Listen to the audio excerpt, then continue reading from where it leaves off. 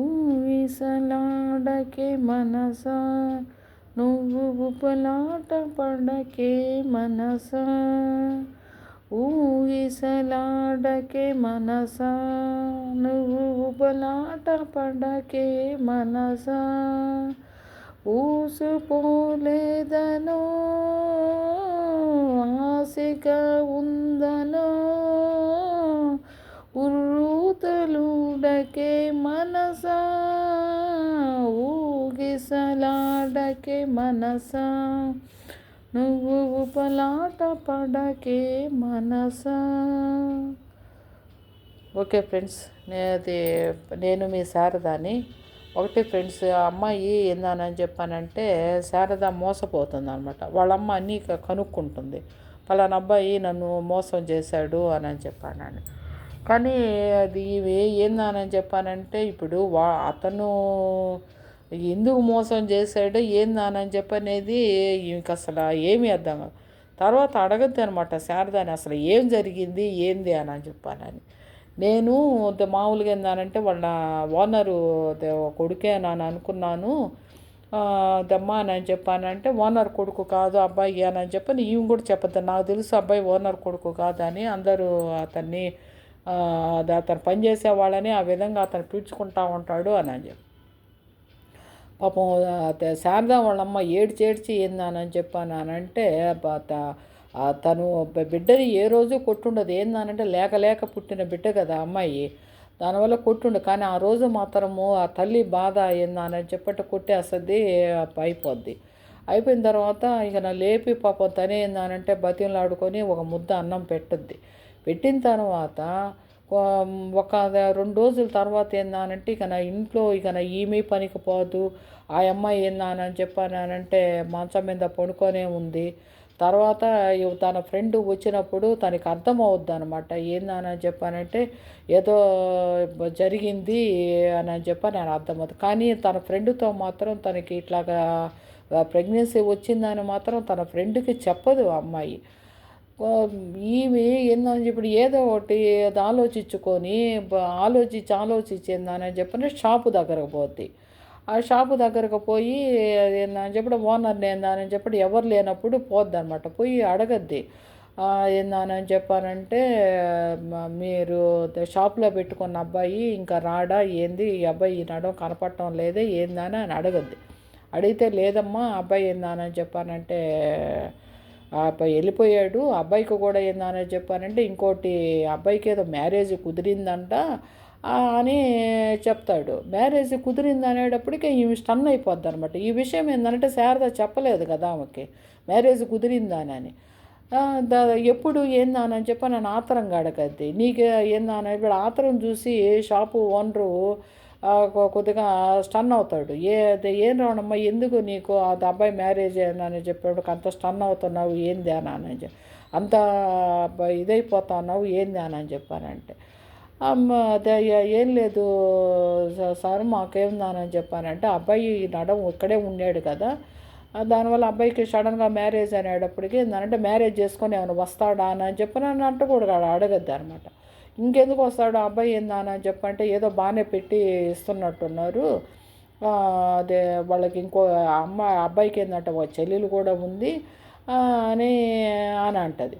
ఇప్పుడు ఫోన్లు కూడా ఏందని చెప్పానంటే ఉన్నాయి ఫ్రెండ్స్. ఏందనంటే ఫోను సిమ్ము తీసేసేదానికి ఎంతసేపు మోసం చేయాలనుకున్నవాడు.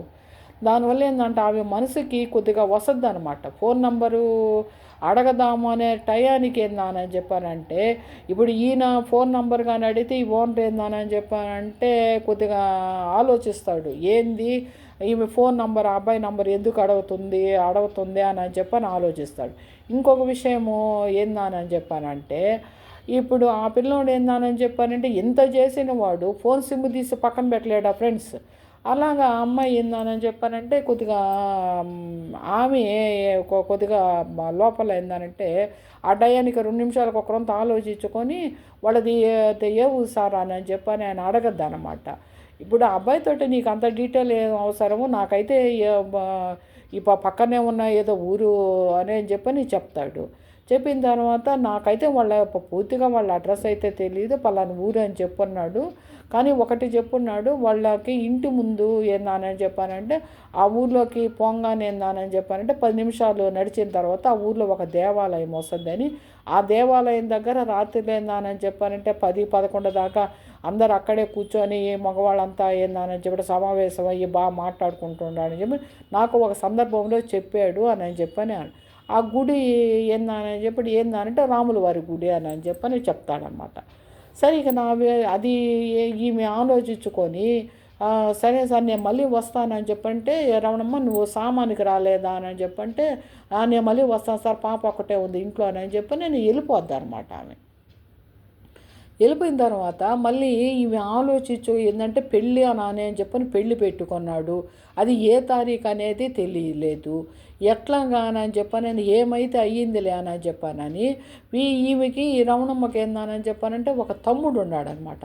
సరే వాళ్ళిద్దరూ పోతే కష్టము అని చెప్పానని ఇక మగతోడు తీసుకొని పోవాలి కదా అని చెప్పానని వాళ్ళ తమ్ముడిని పిలవనంపించుకుంటుంది.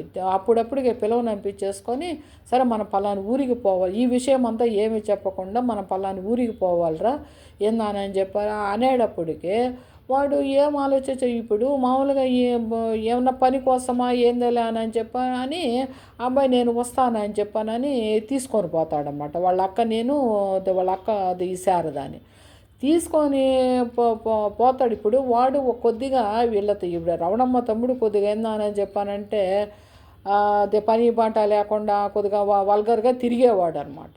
సరే ఇప్పుడు ఆమెకి ఏందని చెప్పినప్పుడు ఇప్పుడు భర్తకి కానీ చెప్తే ఇది ఏమైపోద్దో ఏందో అని చెప్పని ఒక పక్క భయము, భర్తకి చెప్పలేకపోయింది.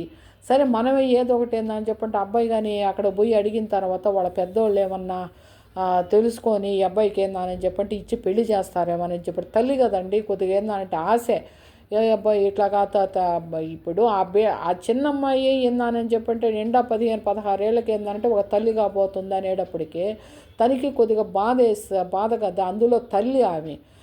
సరే తీసుకొని పోద్దనమాట. తీసుకొని పోయిన తర్వాత అక్కడ ఒక గుడి ఏందని చెప్పానంటే వీళ్ళ బస్సు దిగి 10 నిమిషాలు నడిచిన తర్వాత ఒకరిని అడుగుతారు, పలాని అబ్బాయి ఏందని చెప్పానంటే ఊర్లో పనిచేస్తూ ఉన్నాడు, ఆ అబ్బాయి ఏందనంటే ఇక్కడికి వచ్చేస్తున్నాడు అబ్బాయి అని చెప్పాను. నేను అడిగితే అమ్మ అబ్బాయికి ఏందని చెప్పానంటే పెళ్ళి అమ్మ అని చెప్పానని కూడా అంటారనమాట.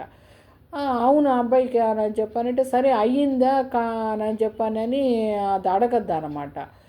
అడిగేటప్పటికి వాళ్ళు ఏందని చెప్పానంటే ఈ ఫోన్లో మాట్లాడుతూ తను పట్టించుకోకుండా వెళ్ళిపోతాడు.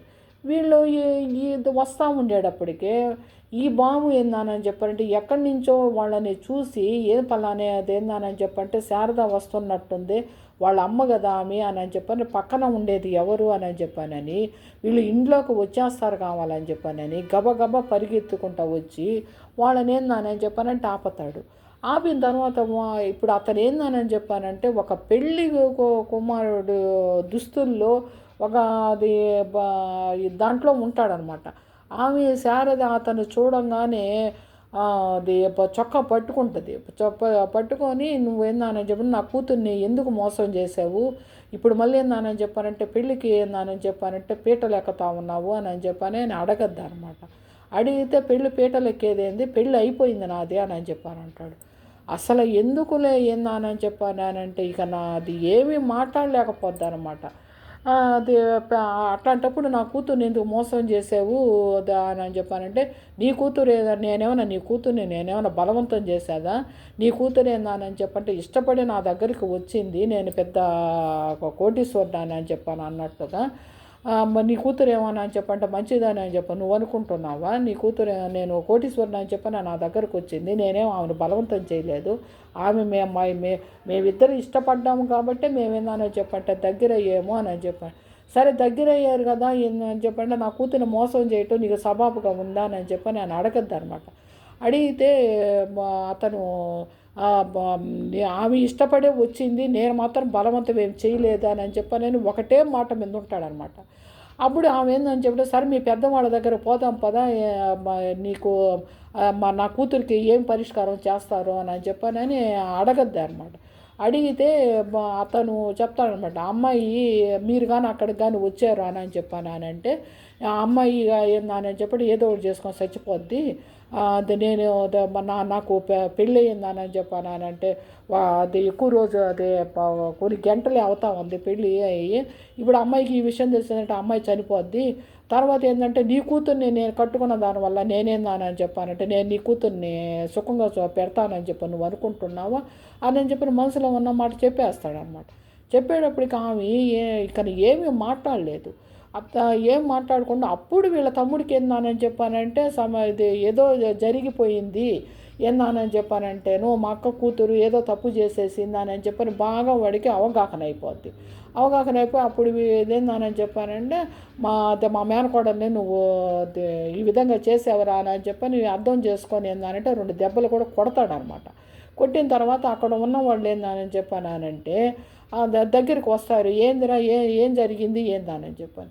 కానీ ఒకటి మాత్రం ఏందానని చెప్పానంటే, వాళ్ళ అమ్మ నీ నోరు ఆ టయానికి ఏందానని చెప్పానంటే, వాళ్ళ పెద్దోళ్ళు ఎప్పుడైతే వచ్చారో వాళ్ళ అమ్మని నోరు ఎత్తనివ్వలేదు ఫ్రెండ్స్. ఏందానని చెప్పానంటే, శారద దేనికని అంటారు కావాలి, తన జీవితం ఎట్లాగా నాశనం అయిపోయింది. ఇంకొక అమ్మాయి జీవితంలోకి కూడా మళ్ళీ ఏంటంటే తాలిపుట్టు కట్టి అడుగు పెట్టేశాడు. ఇప్పుడు నా జీవితం నాశనం అయిపోయిద్ది మళ్ళీ ఏందని చెప్పి ఇది తెలిసిన తర్వాత ఆ అమ్మాయి జీవితం నాశనం అయిపోద్ది. ఎందుకు ఈ విధంగా అంటే, నేను ఎట్లాగో నా జీవితం నాశనం చేసుకొని, ఆ అమ్మాయి చిన్న వయసు అయినా కూడా పెద్ద మనసుతో ఆలోచించుకొని, అమ్మా ఏందని చెప్పానంటే మనం ఇక్కడి నుంచి వెళ్ళిపోతామమ్మా అని చెప్పని అని అంటది. అప్పుడు ఏందని చెప్పానంటే వాళ్ళమ్మ అసలు ఆ బిడ్డను పట్టుకొని ఏడ్చి ఒక్కటి అంటది ఏందని చెప్పానంటే, లైఫ్లో కానీ నువ్వు కానీ జీవితంలో కానీ మాకు కానీ కనపడితే ఏందానని చెప్పానంటే, నువ్వు ఏ స్థితిలో ఉంటావో నాకైతే అర్థం కావట్లేదు. ఒక ఆడదాని జీవితం మాత్రం నాశనం చేసావు. అది నేను నా తల్లి మనసు ఏందని చెప్పంటే ఏ విధంగా ఉండేదని అని చెప్పానంటే, నువ్వు ఒక తండ్రి అయితే తెలుసద్దేమోను, కానీ నువ్వు మాత్రం ఏంటంటే ఒక ఆడదాని జీవితం మాత్రం నాశనం చేసావు. నీ సంగతి భగవంతుడే చూసుకుంటాడు అని చెప్పి ఇక నాకు ఏమీ మాట్లాడలేదు. బిడ్డను తీసుకొని తను ఏందని చెప్పానంటే మళ్ళీ బస్సు ఎక్కేసి ఇంటికి వచ్చేస్తుంది అనమాట. అది ఫ్రెండ్స్.